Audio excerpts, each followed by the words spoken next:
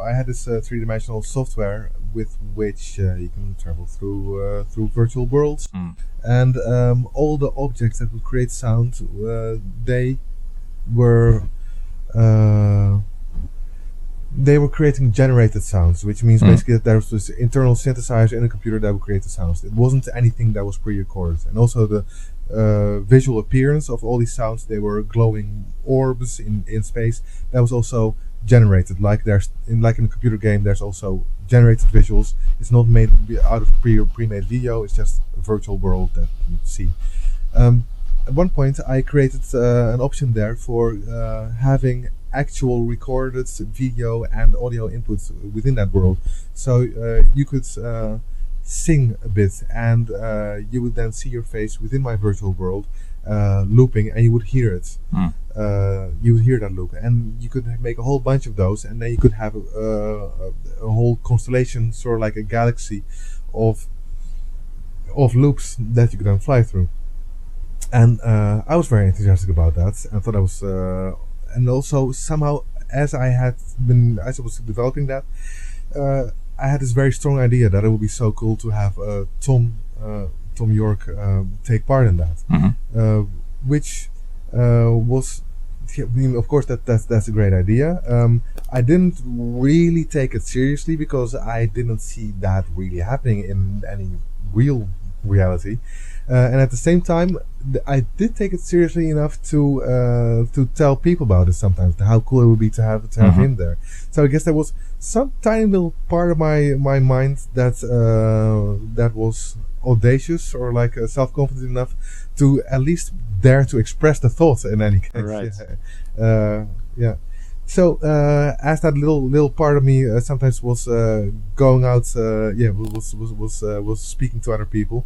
There was one friend of mine who encouraged me to perhaps take, more deliberately take this thought seriously, and just try and see if there's people around me who would know, anybody who would know Thom or Radiohead or whatever. So yeah, I started asking around. I thought, okay, I'm actually gonna make this into a mission now. That's crazy. So I wrote some people, and then there was one technician that I'd worked with a bunch of times, and he had collaborated with Andy Watson sometime in the distant past. And Andy Watson is a stage designer of Radiohead. So he got me into email contact with Andy Watson. I wrote Andy. He said, interesting, why don't you come by a gig and maybe we can meet after the show. So I came by a Radiohead gig in Berlin in 2013, or was it end of 2012? I think it was the end of 2012. In any case, visited the gig, got into the after party thing, which, by the way, often these after parties are quite boring. Okay. Yes, it's. I mean, I of course I haven't been in after parties of true rock and roll bands in the 80s. I'm sure that's probably going to be both more exciting and more disgusting. But in any case, after parties, as far as I've seen, are in general quite boring. Sometimes there's nice situations. In any case, I'm diverging right now. I was there at this after party with my backpack full of gear, which I had managed to get past security, which was a whole issue. Wow. And then also some people of the Radiohead management actually had to come to save me to get me through the security. Right. Just wouldn't have gone in. But yeah, there I was in front of Andy with all of my gear, and I thought it was going to be completely natural that I was going to show him all of my stuff. He, however, had not expected that at all. He just thought he was going to say a little hi, and then and that's exactly what he did. He said, "Hi, okay, yeah, nice to meet you." And then he said, "Okay, I'm definitely going to have a look at your links that you sent sometime later. Yeah, and enjoy your time here." That was that, and there I within a very short amount of time, again, I started getting very afraid of the future me hating myself again. All right. Okay, so because I thought, okay, but I'm here with all of my stuff, and I would really have a big fucking issue with myself if I'm not now going to step up to him and again say, "I'm terribly sorry to take your time, but I have all this stuff here, and I would really like to show." So I did that. He helped me look for a space around where I could perhaps plug in my stuff in another little room adjacent to the room where I was there. We found a little spot. It had some power plugs in the ceiling, so plugged it into the ceiling. I showed him how I could travel through three-dimensional worlds and adapt them on the fly. And as I was doing that, he said, hold on, Tom needs to see this. He just went out of the room, and I was left there a little bit confused, wondering, wait, was he talking about that Tom? And yeah, he was talking about that Tom, because Thom Yorke came into the room, said, "Hi, my name's Thom Yorke," and I said, "Yeah, I know. My name's Tarik Barri." And then I showed him my work. It was sort of like immediately like, sure, okay, great that you're Thom Yorke, great that we're meeting, but also we've got shit to do right now and there's not much time, so okay, so I showed him my stuff. He seemed quite interested. Then he got pulled away because he needs to do something else somewhere. That was just cool. I walked out of that situation thinking, okay, I don't know really what this means, but this was really, really cool, just as an experience in itself. Great.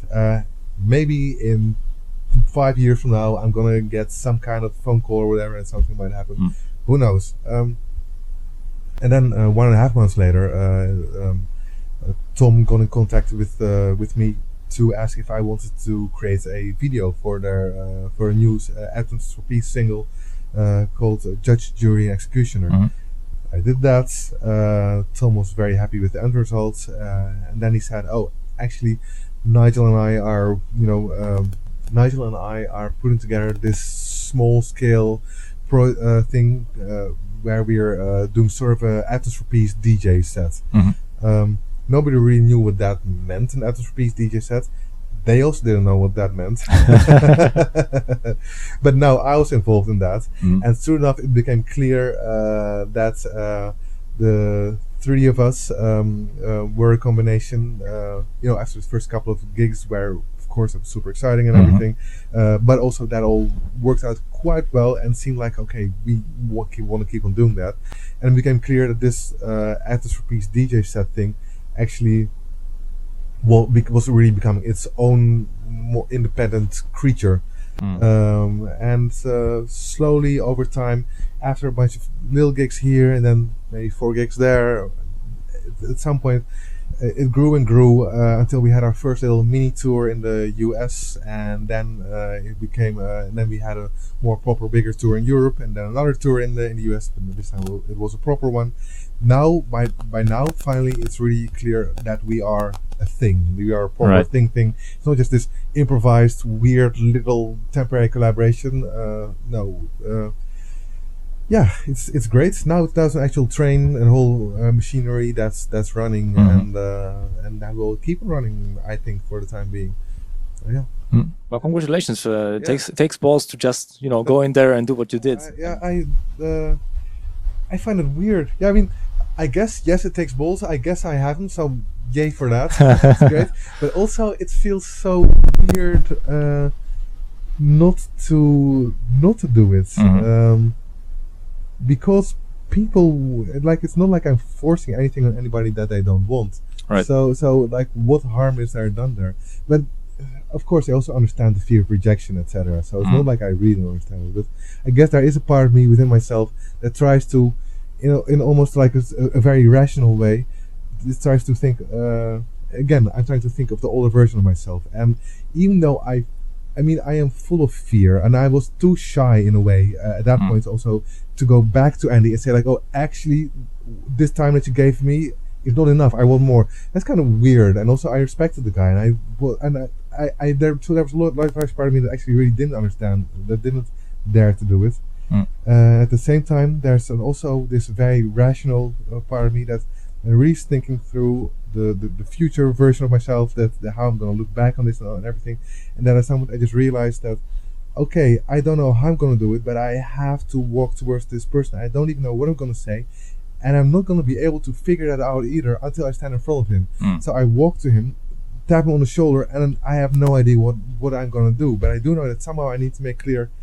And then at some point the words will come out, because I can't just stand there and go. And Right. like at some point, something has to come out. Exactly. So that's sometimes I think a little bit this idea of having bolts. So it's just about forcing myself in a situation where there's just no choice but to swim or drown. Right. And I definitely don't like drowning. So, yeah. Right.